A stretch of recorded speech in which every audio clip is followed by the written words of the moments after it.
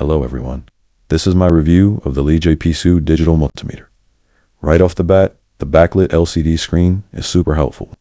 In dim spaces, you can see what you're measuring without squinting. The data hold button is also handy when you can't look directly at the screen while probing. It handles all the basics cleanly: AC/DC voltage, current, resistance, continuity, and diode testing, and reliably for everyday electronics troubleshooting. It feels solid in the hand. It has a rubber protective outer shell and a fold-out stand, so you can set it down and still read the display. The included test leads are decent, not premium, but functional.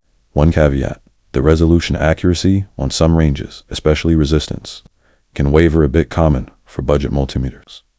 Also, the probe's tips are short, making accessing tiny circuit points tricky.